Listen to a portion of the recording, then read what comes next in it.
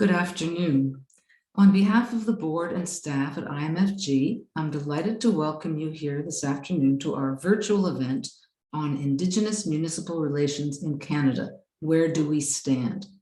I'm Enid Slack, and I'm the director of the Institute on Municipal Finance and Governance at the Munk School of Global Affairs and Public Policy at the University of Toronto. I would like to start with the land acknowledgement.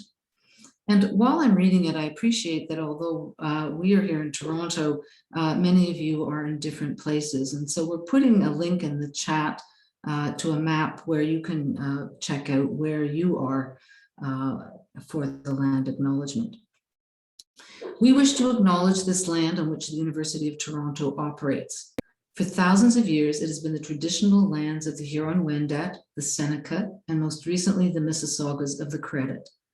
Today, this meeting place is still the home to many Indigenous people from across Turtle Island, and we are grateful to have the opportunity to work on this land. I should note as well that here in Ontario, it is Treaties Recognition Week, and we're happy to be holding this event to figure out how to nurture better relationships between Indigenous and non-Indigenous peoples. I would like to thank the external funders of the Institute, Havana Capital, Maitree, the City of Toronto, the region of Halton, and the region of York. And I also wanted to thank our team at IMFG for everything they did to make this event happen today, Thomas and Piali. And I'd also like to thank the events and technical staff of the Munk School, Adam and Daria. You never get to see them, but they're here behind the scenes, making sure everything is running very smoothly, and we appreciate it. If you are tweeting about this event, our hashtag is IMFG Talks, and our Twitter handle is at IMFG Toronto. IMFG has been working on issues of municipal finance and governance for about 17 years. Often this has meant exploring the relationships that municipalities have with provinces and the federal government. With close to half of Indigenous peoples living in urban areas in Canada, however, strong Indigenous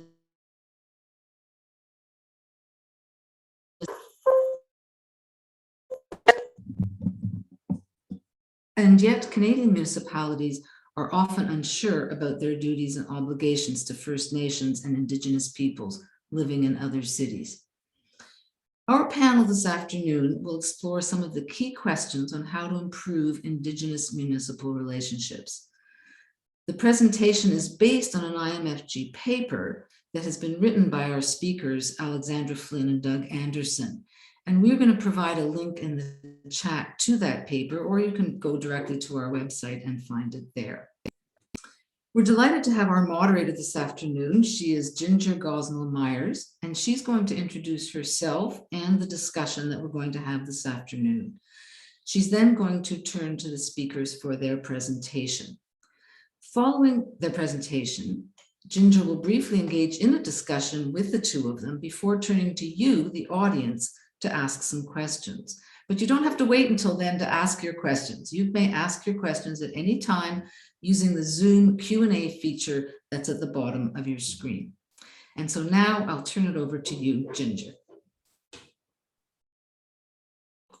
Thank you so much, Enid, and thank you to U of T Munk School of Global Affairs and Public Policy for hosting this event today.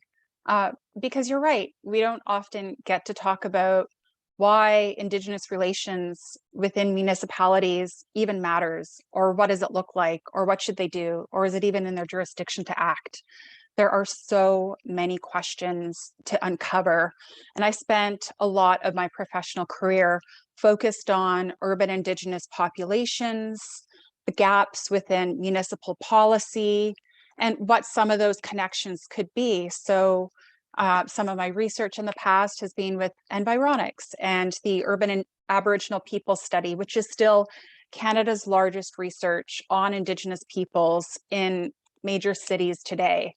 It was incredibly insightful to have a realistic, not issues-based or problem-focused point of view to share what Indigenous peoples and cities are actually thinking and feeling and experiencing. And I think when we look at the history of Indigenous municipal relationships, so much of it has been non-existent. And when it had been in existence, was normally based on stereotypes or assumption. Really goes back to the lack of relationships. And so I appreciate the chance to talk about Indigenous municipal relations. Where do we stand? And I, like all of you, am really interested to hear from Alexandra Flynn and Doug Anderson on their paper. That's enough about me. I'm interested in hearing from Alexandra and Doug on their work. And then we're going to get into a really interesting discussion. So please, if you have questions to share, throw them in the Q&A function and we'll get to it. For now, I'll pass it over to Alexandra Flynn and Doug Anderson to provide some introductory remarks and to share with us the findings of your research. Hand it over to you. Thank you so much, Ginger. I actually really want to just listen to Ginger talk for an hour. So we'll try to make it fairly concise so that we can engage in a conversation, not just with Ginger, but also with many of you on this chat. I see so many familiar names and I wish I could see you in person to just catch up, but also talk in person. My wonderful colleague, Jeffrey Hewitt, who's a professor at Osgoode Hall Law School, always says, you know, land acknowledgements are kind of like your mother. Like you would never enter a room and not acknowledge your mother. Like you just wouldn't do that. And it's a really important place to start. And I'm glad that Enid started with that as well. You know, land acknowledgements are meant to center the physical spaces where we're present, but they're also meant to acknowledge Indigenous displacement. And I'm really honored to join you from the traditional, ancestral, and unceded territories of the Musqueam, Squamish, and Tsleil-Waututh peoples, where this paper was partly written. And Doug is joining you from other Indigenous territories that he'll acknowledge when he speaks in a few minutes. I'm an assistant professor at Allard School of Law at the University of British Columbia, and my main area of focus is on cities. But I firmly and strongly believe that there is no talking about cities and governance and law without talking about Indigenous people and communities.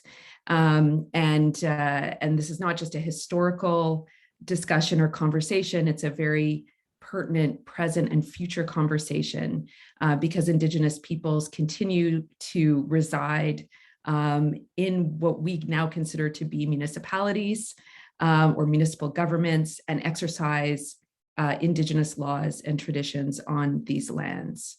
And like all of us, I have my own roots in colonialism in Canada.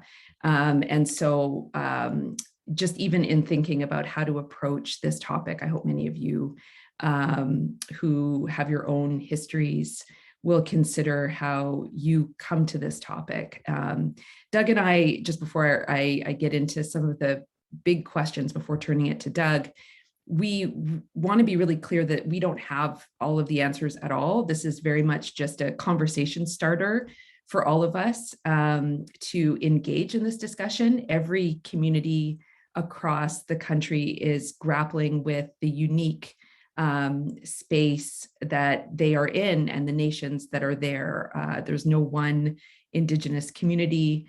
There's no one set of answers. It's very much about relationships and coming together and asking big questions, but also in committing to dialogue. Across Canada, Indigenous lands overlap with municipal boundaries. And this can include reserves, which are defined by the Indian Act. It can include urban reserves, which are reserve lands that have been added to municipal spaces. It can include treaty lands and traditional territories, each of which have their own unique legal frameworks. And in addition, it can include Indigenous peoples who reside in cities, but are guests of host Indigenous nations. And so even the topic of Indigenous municipal relationships is very broad because of the many different kinds of lands that are Indigenous lands that exist within municipalities. And so just as, because I am a legal person, just as one thing to note, whether lands are reserve lands or treaty lands, they will have their own kind of rules and laws that apply, not even including the Indigenous laws that apply as well. So we're really talking about unique place-based legal systems when we talk about Indigenous municipal legal relationships. And so I want to just set out a couple of points before Doug gives his remarks. The first of which is that Canada's history is very much about kind of a mythology of who has control over space and who gets to make decisions. And so when Canada was in the early years of formation, what became cities, the vast majority of these spaces were spaces where Indigenous peoples resided. And so the displacement of Indigenous peoples is very much a part of our history of municipalities themselves. The locations and presence of municipalities were the same reasons why these spaces were so important to Indigenous peoples. They were important trade routes. They were important spaces of cultivation. And, in early Hansard transcripts, Prime Minister, who would become Prime Ministers of Canada, remarked on the need to displace Indigenous peoples from these spaces because they needed to be used for municipalities in order to further the objectives of these colonial governments. And so that's one really important thing to note, is that Indigenous peoples are not from outside of cities and coming in. Their cities are very much in their very fabric Indigenous spaces. A second important thing to note is that Indigenous laws and legal traditions continue to apply in these spaces. And sometimes it can be hard to wrap kind of people's head around what that means, what it means to have Indigenous laws that exist. But Indigenous laws are, and Doug is going to chat more about this because he's much more of an expert than I am. I'm not an expert at all in Indigenous law. But these are ways in which land and government are constructed from the very core. And just like Canadian laws, sometimes they're written down and sometimes they're not written down. But part of the premise that Doug and I make in the paper that you have is that Indigenous laws continue to operate within municipal spaces, sometimes formalized and recognized by Canadian governments and sometimes not. But that's just an important takeaway before we begin our conversation. A third takeaway is that the way that Indigenous rights have progressed through Canadian courts has often not obligated municipalities to serve as rights givers, as rights recognizers. So usually it's the Crown who has obligations towards First Nations. And so a third fundamental point that Doug and I make in this paper is that municipalities are very much obligated to recognize Indigenous rights within municipalities. And so we believe that the way that Canadian law has materialized in terms of recognizing rights for Indigenous peoples has often not triggered duties by municipalities, and it ought to, it should. And I'm happy to chat more about that in a moment. But I just want to conclude with one final point, which is, and this is an area that we animate in the paper, is that the focus should be on relationship building. And so that's where Doug and I see the most promise with what's happening at the municipal scale, is in relationship building. And in our view, this is very much a set of legal obligations that municipalities have that some are doing better than others. And they include, at minimum, the recognition of the Indigenous spaces and legal traditions that exist within the local area. But in addition, formalized processes for engagement and for making sure that the necessary voices are at the table in order to set out a new framework for governance.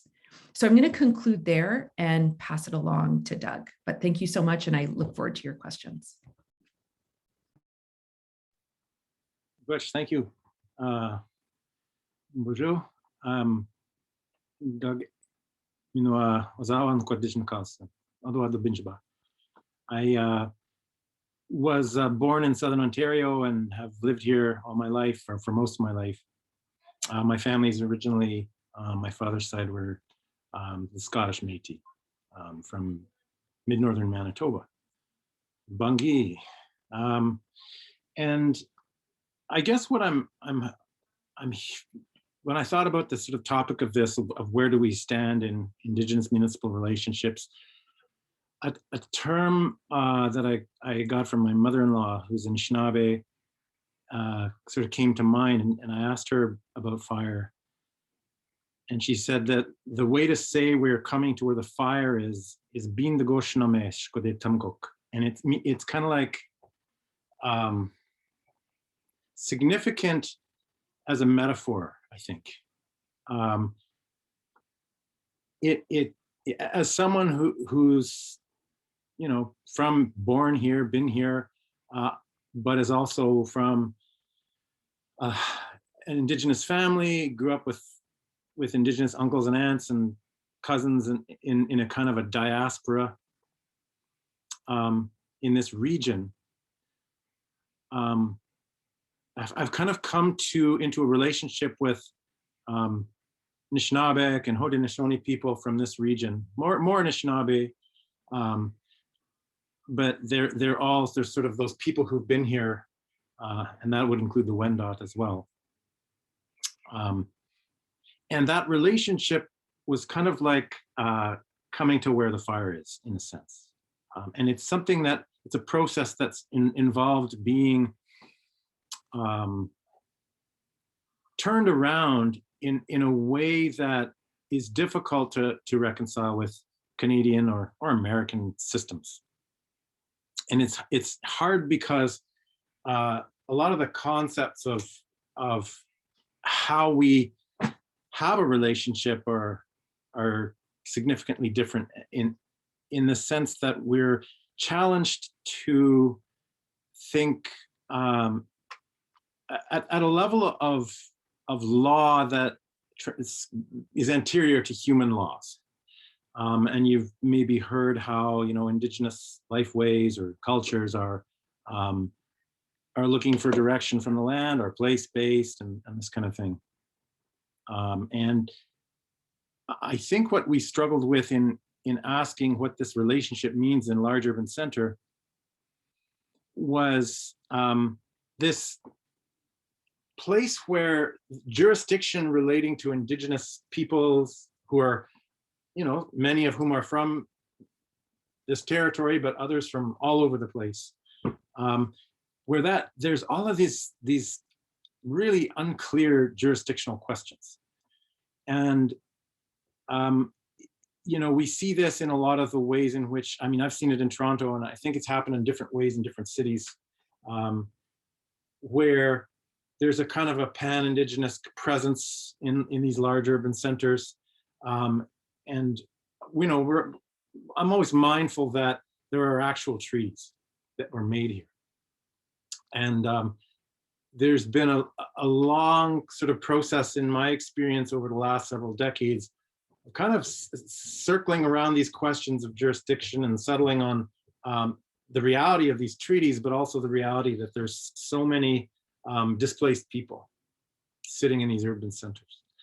And what I love about kind of what I see happening is, and I don't think it's just in Toronto, I've seen this in my conversations with people who are in Kitchener and other urban centers, certainly in Ontario, I'm not as familiar with other cities, is that without disrespecting the kind of treaty relationships that exist for these territories with the nations, the original nations from these territories, there also seems to be a process of articulating how the laws that are anterior to human laws. So, you know, for Anishinaabeg, it's Inukkanagay when there's a level of law that belongs to Anishinaabeg. But there's also a term I've heard that's like great law, great binding law, Gitchinukkanagay when I may be mispronouncing it. But the idea is that there are laws that inform those human laws of the Anishinaabe here. And those laws, you know, I am not an expert in. I've come into a relationship with them out of my work over many decades, but there are people who are much more deeply knowledgeable about that than I am. But I do understand, or have come to understand, that this is the biggest challenge for any Canadian or American or modern nation state at any level of government. And when the jurisdictional stuff, when you're not at a city level seen as the crown, it becomes even more confusing, right? Because suddenly you're just ultimately, from a Canadian legal perspective, powerless to really define your relationship. And I don't want to say powerless in a blanket way, but there's a general sense of that. And so as we're sitting down together in these cities, what I've seen and what I think is helpful has been a sort of a progression where with the appearance of friendship centers and the migration of large numbers of Indigenous people into the cities, beginning with kind of the opening of restrictions in the middle of the 20th century, and building from there. Although we've always been here, there've always been people. That we've seen this relationship evolve through all kinds of difficult conversations, and often they're almost always they have been defined by non-Indigenous mental frameworks, cognitive frameworks, and policy. And what we're starting to see, and the reason I like this idea of, we're coming to where the fire is I'm starting to see a shift. And if we're asking where we're standing today, we're standing in this place where we're Indigenous people in urban centers are asserting our responsibilities to our own relationships. That's the best way I can put it. It's not even about rights. So Beverly Jacobs, she's in the, I think she's in the law department in Windsor. She says rights are a Western construct, and really what our and maybe not all Indigenous people would agree with that, but I think what she's getting at is that responsibilities come before that. We have sacred responsibilities, and they're defined by these other realms of law. And so the where we've had relationships that are grounded in how we sort of follow the regulations and guidelines of a municipal bylaw, for example, there's only been, in my experience, considerable degree of frustration. But where Indigenous people are beginning to assert, if there's a death, we're going to light a fire, and we don't, need to go through an onerous process to do that, as long as we're being responsible about it and adhering to our own instructions. And this is in the UN Declaration on the Rights of Indigenous Peoples. It's right in there. Then we do have the right to do that. We can do that. And Steve Teekins, he runs the Native Men's residence in Toronto. He said it really well at a municipal gathering one time. He said, someone in my family's or close to me has died. I'm going to light a fire. We've been doing this for thousands of years. This is our practice. And so when we started coming onto the land recently in my own sort of engagement, we were actually initially, because I come out of bureaucracies and have served these bureaucracies up until probably about a decade ago I began to make this shift to Indigenous authorities. We initially got caught up in a lot of these policies and procedures, municipal governance structures. And at a certain point, that shifted. So we had people who had cultural knowledge, elders, traditional people who were widely regarded, sort of coming to the land and saying, well, actually just light the fire. Actually just start taking your children out and teaching them on the basis of what the natural world has instructed us to do, on the basis in turn of higher laws. And as soon as we started to do that, the questions became very different. And the questions were absolutely without abrogating any treaty, were, because we can't always afford to get in a car and drive to the reserve. I mean, a lot of urban Indigenous people don't have cars. But we had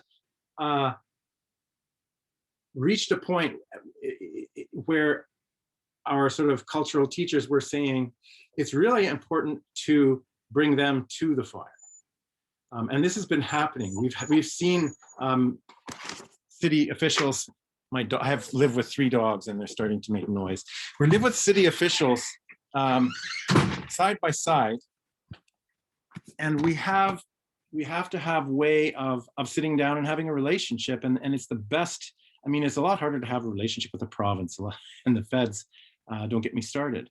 All respect, but we came out one time onto the river with a traditional kind of cultural teacher, and had brought him down to sort of ask how we could teach our youth and children on the land and in the city. And he said, well, what do you want me to do? And we sort of looked at him and said, well, what would you do? You're the person who's trained in this knowledge for most of your life. And he said, well, let's build a teaching lodge. And we said, well, we don't have permission. And we are not comfortable signing an agreement, because the way that a lot of these things are framed are actually contradicting our instructions, our laws, our systems. And he said, well, then you need to bring them to the fire, you need to sit in ceremony with them, and then you need to have some way of having them perennially return to that process in a constant process of renewal. And what he's talking about is kind of like a reflection of processes that have always been the nature or the basis of the relationship, until Canada started turning away from that process. And I think we've seen that happen. And where I guess I struggle, and I'm aware we should probably wrap up my comments and open it for questions. But where we've seen this happening, where we stand, is suddenly, in small but significant ways, Canadian municipal authorities are being invited or challenged, depending on the context, to almost turn around and face in another direction. And in a direction that's kind of uncomfortable. It's a place where they're not accustomed to sitting. And in Kitchener, there were some people from the Haldimand Tract Treaty who recently this year set up a fire in a major park, right in an island in the middle of their Kitchener-Waterloo in the city. And what kind of blew my mind was that the mayor's office and the people of that city, didn't respond by sending in the police to sort of drive them out, but had entered into a conversation with them. And that's where we stand. And that, as much as, a lot of my friends and relatives kind of complain sometimes about how Canada's not really respecting us in one way or another, there's some really significant things happening. And I think where we stand is in a place that's really full of promise, and where some of the conversations that we can have if we're kind of standing side by side instead of imposing one on the other are going to be really, really, really surprising. And you know, we don't have a lot. This is a short webinar, but it's not about confrontation. What we're looking at is a kind of a renewal of a relationship, possibly, that can reach large numbers of Canadians in ways that federally defined and provincially defined processes have a lot more of a struggle to get to, because it's about people living right next to each other in reality. So I want to close with that remark and you know, open it up to Ginger to sort of help draw out the broad strokes of what we're talking about in ways that are helpful to you all. Miigwech. Thank you, Doug. A lot of questions. And Alexandra, yeah, we could probably talk for another hour about this. So, you know, I am an urban Indigenous person, but I'm also Niska and Kwakwaka'wakw, and I live in the Squamish Nation community of Eslaon, which most people know as North Vancouver. And there are all these complexities around identity for Indigenous peoples and place. And when we think about laws and Indigenous laws and the other powers that be, you know, one of you mentioned earlier about how government First Nations relations have really been advancing in a more positive direction over the years, maybe a direction over the years. And I think it's important to recognize that government First Nations relations have really only advanced because of the courts. And we look at significant legal milestones over the last number of decades. And we've really seen governments pivot towards bettering their relationships and opening the doors and providing resources for health and quality of life and access to cultural and spiritual needs, because Indigenous peoples have always fought for access to this cultural dignity and this cultural access. When we're thinking about cities and we're thinking about Indigenous laws and Indigenous relations, cities are normally the first group to put up their hand and say, well, that's not in my jurisdiction. In the last few years, we've seen a significant change, really because of the Truth and Reconciliation Commission of Canada's work, of other organizations like Reconciliation Canada, the Friendship Center movement, really pushing us towards understanding the role of reconciliation in cities.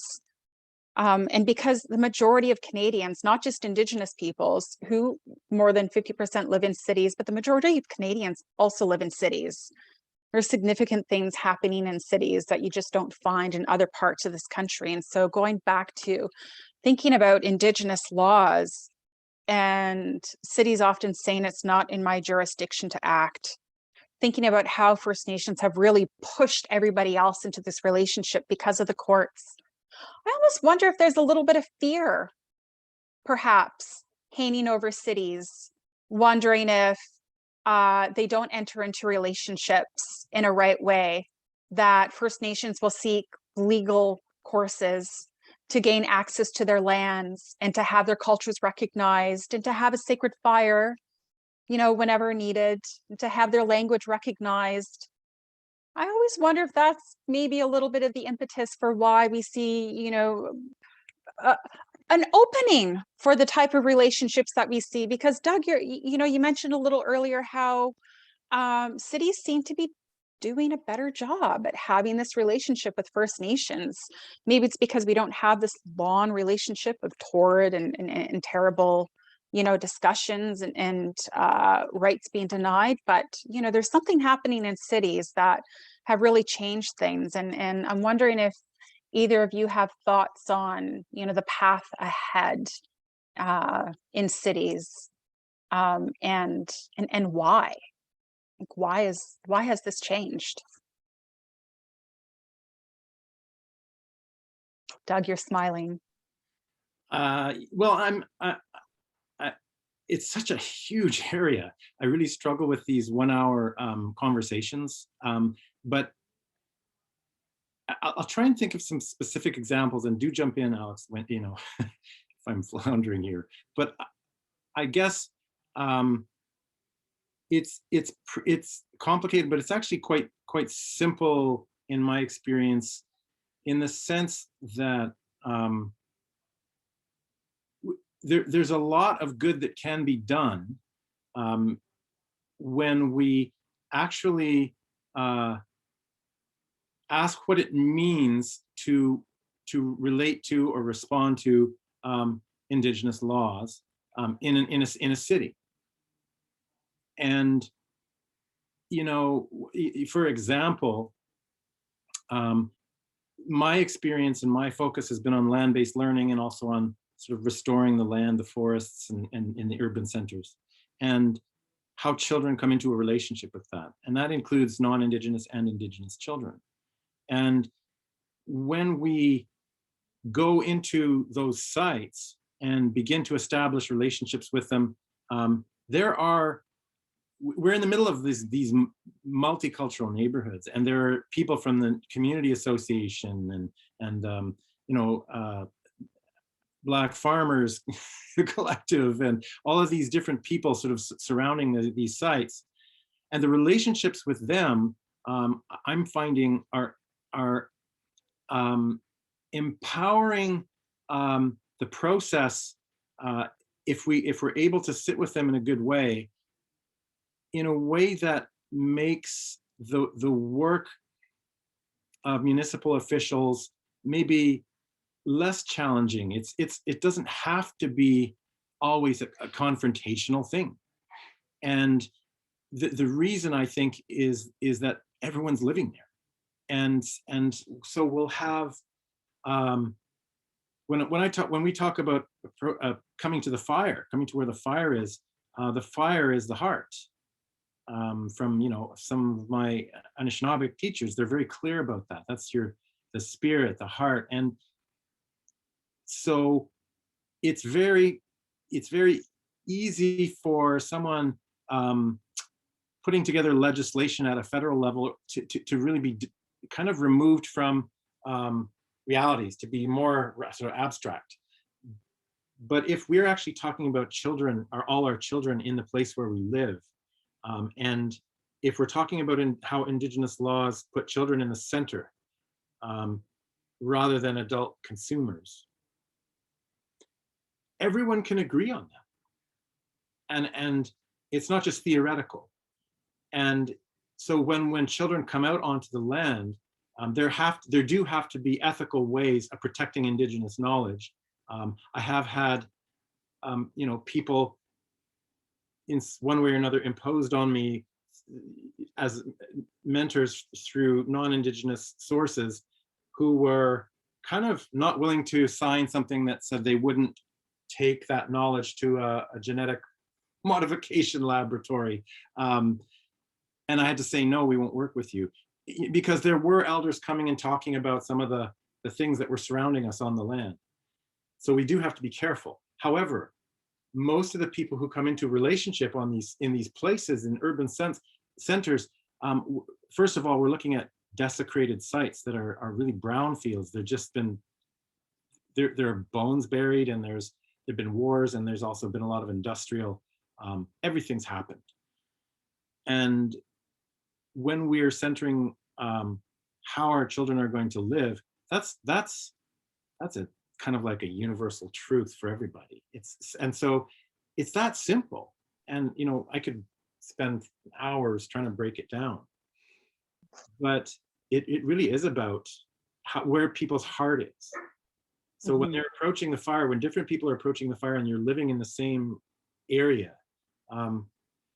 you have the same thing. Your children are in school in the same community, and that's huge. That's huge. Can I Relationships matter. Yeah. Maybe if I could just add, I mean, sometimes Doug and I have these conflicts, because I think he's so much more optimistic than I am, or certainly less cynical. I mean, I think a big part of why municipalities are acting is that the courts have been a vehicle for First Nations and Indigenous peoples to assert their rights, and provinces, kind of delegate responsibility downwards to municipalities. And so municipalities feel those obligations in a much more direct way. So in the paper, Doug and I focus a lot on the duty to consult, which is a Crown obligation, but certain parts of that duty can be delegated by a province to municipal actors, which has happened not as clearly as Doug and I would like, but has happened. And I think that's part of why municipalities feel an obligation, because they know that there's certain things they have to do. And I think they also know that law is a big slap in the butt, right? And so whether or not an action succeeds, it can tie up development, it can tie up what happens at the municipal scale. And so there can be a fear that unless there's good relationships, that's ultimately going to hold the municipality back from what they want to do. So Ginger, I do agree that law has been a pivotal part of it. And then just to add one last thing, I think where Indigenous laws are well reflected at the municipal scale is obligations for municipalities to follow certain protocols. And so many First Nations have obligated municipalities that are adjacent to follow certain steps in order for the First Nation to agree to particular actions. And I personally am a big fan of that. I think the more, and obviously that's a question of resources for the Indigenous community involved, but the more that those obligations are, kind of forced on the municipality, in my view, the better. Like, I think that then obligates the municipality to do it, whether it's firmly within Canadian law or not. It's still law that's part of their obligation. We have some folks asking about the duty to consult at the municipal level. And this is something that I struggled with when I worked at the City of Vancouver as well. For all the reasons that you mentioned, cities don't really have the duty to consult at the same way that provinces or the federal government has. But I don't think folks should assume that everything Indigenous needs to be dealt with in the courts. And your paper is really stressing relationships matter, because we have the ability to sit down and dialogue, build a right relationship, understand treaty obligations, understand that a lot of First Nations laws are centered in a responsibility, to be part of the land and care for the land, and all the things that are important that you just don't learn about in a courtroom. And so, I think probably the biggest question around where does law and First Nations and municipalities intersect with the duty to consult. And I wonder if it's even needed, if we even need to focus on the duty to consult, because cities can implement within their own jurisdiction to act, which is quite wide, because cities are doing incredible things with Indigenous relations today without being forced to do it through the courts. But I think people are going to keep asking this question around duty to consult until they realize that relationships are actually a real thing that can solve a lot of things. I mean, from the court's perspective, when the duty to consult was, I guess, identified as an obligation in 2004, it was just the government has to come to the table. Like, for many, many years, and even now, governments might just not come to the table and not include First Nations or Indigenous peoples in agreements that were struck, et cetera. And so the duty to consult is just saying, no, you have to actually engage. It's not about legal relationships. It's just a bare minimum. And so I agree 100%. It is not the framework for setting out a relationship at all. It is it is just show up, knock on the door, give the right information, give it in the right language, give enough time, have adequate internet connectivity so people can download it. Like it's a basic obligation, bare minimum, but it is not the pathway or framework, whether at the municipal, provincial, or federal scale for relationship building. And Doug pointed out, and I think it's really important to emphasize this, that the unique nature of cities is that we live together adjacent to one another. So a provincial or federal government might feel it can sidestep the conversation or the obligation because it's removed. The government is removed, the actors are removed from place. But at the municipal scale, it's just not possible. I mean, if you're building a new road, and in the course of doing that, you excavate Indigenous cultural artifacts, which is like a true story a block away from where I live, that's going to trigger a set of legal obligations and conversations. You just cannot avoid it. And so I think that's where we see so much more promise at the municipal scale for figuring out not the duty to consult, not that bare minimum, not just showing up and knocking on the door, but the much harder part of what does that actually look like? What does that legal relationship mean from a decision-making perspective? So what happens when you discover the artifacts, when you're building the road, then what, And I think, so Doug and I talk about different municipalities and what they're doing. But again, we're new at, this is a new thing, it's not, there's no good, tick the box, this is how you do it. It actually just takes work and conversation to figure it out. And that's an important conversation. It's a good one. It's better. This isn't just like it should be done. In our view, this will lead to better decisions, a better place, a better cities for everybody. So yeah, but I'm happy to keep talking about the duty to consult, but I don't think it's as meaningful as the rest of the actual, important dialoguing, which is how do you do it?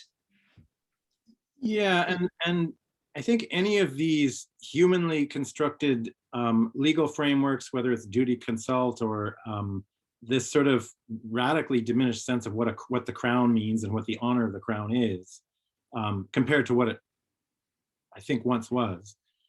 All of those things are entry points, but I don't, and this is just me, right? I don't see them as the solution or a way of resolving how these relationships with Indigenous nations proceed. I think that they are an entry point, and the great hope for me is that that entry point will, I'm seeing it. I believe I'm seeing it in small but significant ways, enable Indigenous leaders and leadership and people who are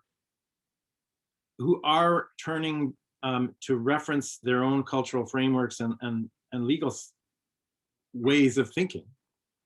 Translation isn't great, but those people are actually going to ask difficult questions that are unavoidable.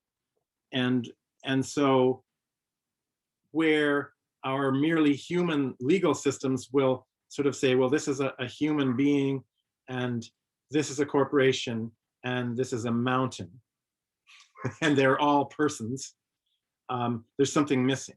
And as soon as you're kind of, whether it's through coercion or, out of the goodness of your own heart or some combination of those, when you're sitting down with Indigenous people, inevitably what you're going to get to, maybe not with all of us, but certainly with some of us, is a conversation that says, well, actually, these are the nations, right, that have precedence.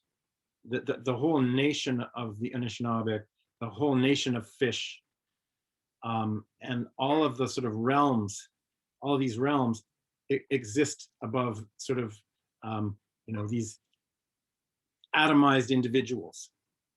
And these atomized individuals are certainly more sacred than an artificially constructed entity that exists to tear up the mountain. And those conversations, I don't think, I'm not naive enough to suggest that they're all in proceeding in ways that are affecting our governance systems systemically. But they are proceeding and I think as Indigenous people are emerging, there are youth as we speak in this city of Toronto who are emerging onto different sites, and they're conducting ceremonies and moving across the land and going right this month. There's a young Anishinaabe man who's going right into the Royal Ontario Museum and challenging sort of them with this question about all of the ancestors and spiritual beings that are sort of held in their basement, all of the sacred items and so forth. And that's a conversation that in some ways is easier to have when you're all in the same place and you all have a stake in the same place. Whereas it's much easier at the federal level to say, we want to put some new labels on things and rename things. And yet we're not really sitting beside you or with you. It's a huge difference. And I just think it is happening in these small but significant ways, and I'm hopeful. I do see a question also about closing the gaps in Australia. And I don't know if everyone's seeing it, but it's an interesting post, and there's a link. Yes, I'm aware of the Closing the Gap Yeah. work being done in Australia. That question was around motivating municipal leaders to reimagine their cities in building respectful relationships with Indigenous peoples. Right. I would imagine that would involve incorporating Indigenous knowledge into the cities. We see a lot of good work around this here in Vancouver and in Toronto and Montreal. And of course, there's significant examples in New Zealand with the urban centers that they have there. I really feel like motivating municipal leaders goes back to their voting base. Let's be realistic. What motivates them is votes at the end of the day. And for us here in Vancouver, there was nothing more motivating than 70,000 people showing up in 2013 to the Walk for Reconciliation in the pouring rain to show municipal leaders that, wow, 70,000 people in my city care about reconciliation with Indigenous peoples. Let's invest in making Vancouver a city of reconciliation, and let's bring Indigenous knowledge to the forefront in all the ways that we can. I think that was a good example of right relationships happening without having to go to the courts, giving us some examples of, what city building with Indigenous peoples can actually look like. I know we only have a few minutes left, and we have been able to get to some of the questions around, the duty to consult and the role of, I think, citizens in pushing forward for these right relations to happen. It matters because, Doug, as you said, we are neighbors in close proximity with one another. We're not far away. It makes it more easy to have a relationship with one another. I'm wondering if you have some closing thoughts on where we can go and what we can look to, what we can look forward to as we hopefully move into right relations, as opposed to engaging the courts and really learning about what Indigenous laws and its application within urban centers can look like. I have two. Do you mind if I start? That'll give you time to think, and then you can close it out.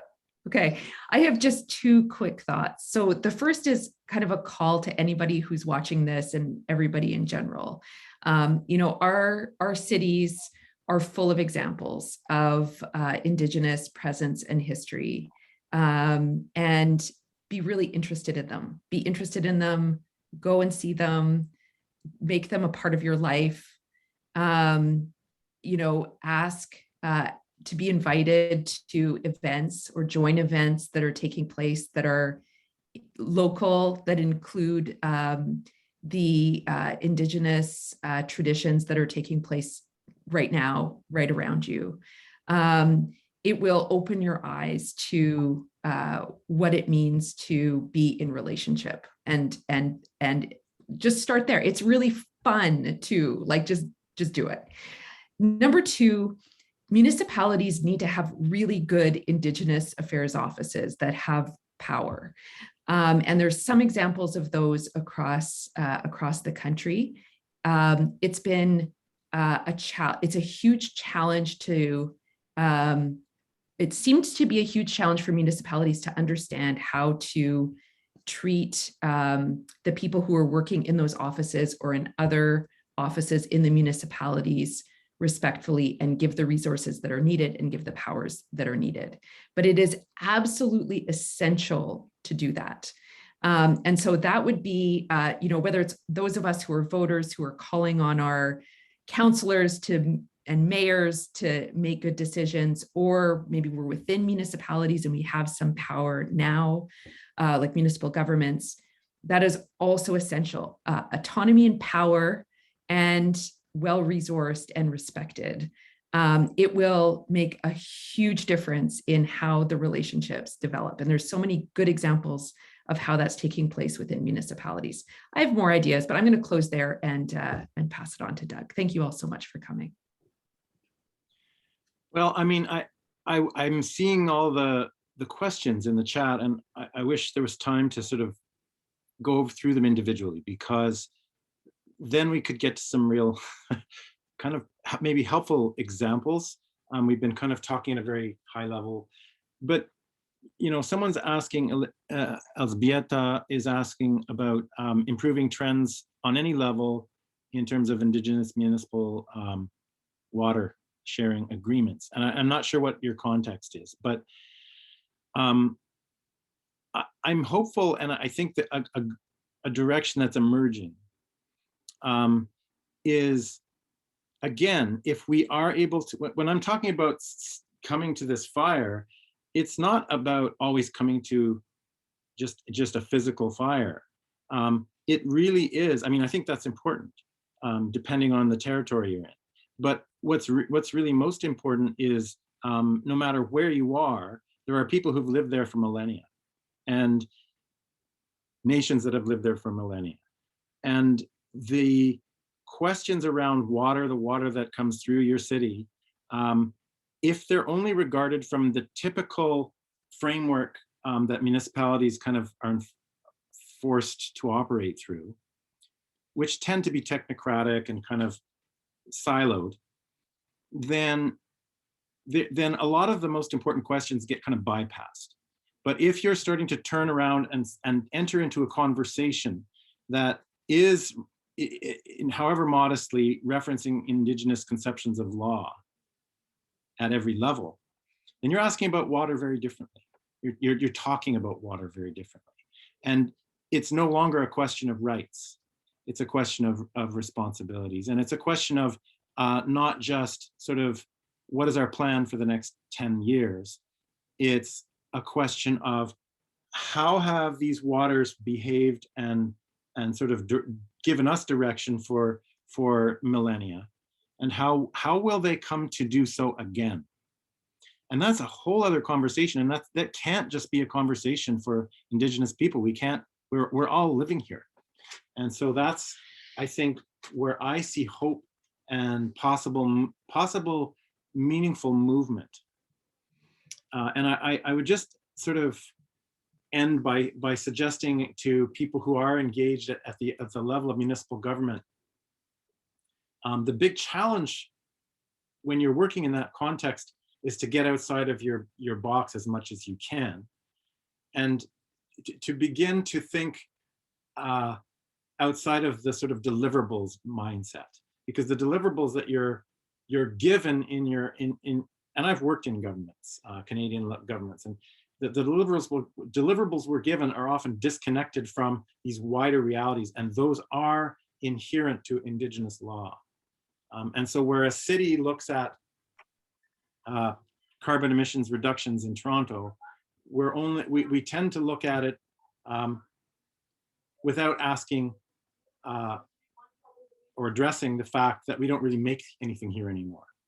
So they meet this preordained kind of target, and there can be reports written on how those targets are met, but they're not really addressing some of the underlying questions. And when Indigenous people are invited into that conversation, what happens is we'll hear people like elders and Indigenous scholars say, well, this isn't even looking at the whole picture. And those conversations have to happen. So thank you. Yeah, thank you so much, Doug. There are service agreements that deal with water usage. You know, there's all types of municipal agreements that folks can use. Alexandra, you're right. There's always so much more to learn. And Doug, always so many more stories to share for these learning opportunities. Thank you so much for the both of you. It was definitely much too quick.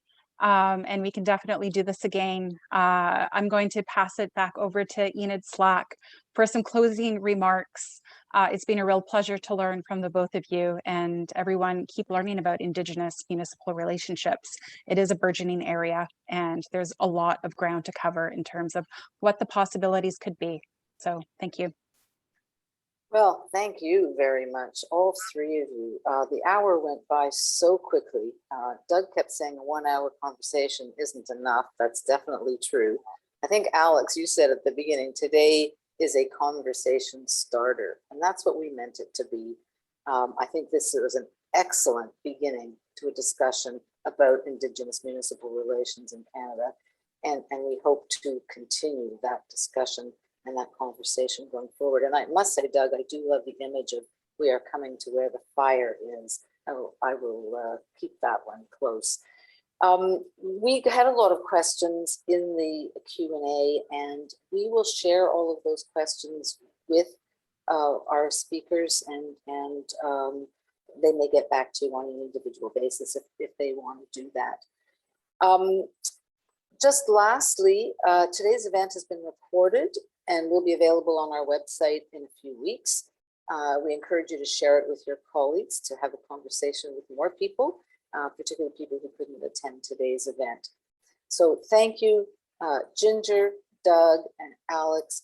A fabulous discussion, and it's a great paper, and I know that Thomas has been putting it in the chat every few minutes so that people can download it.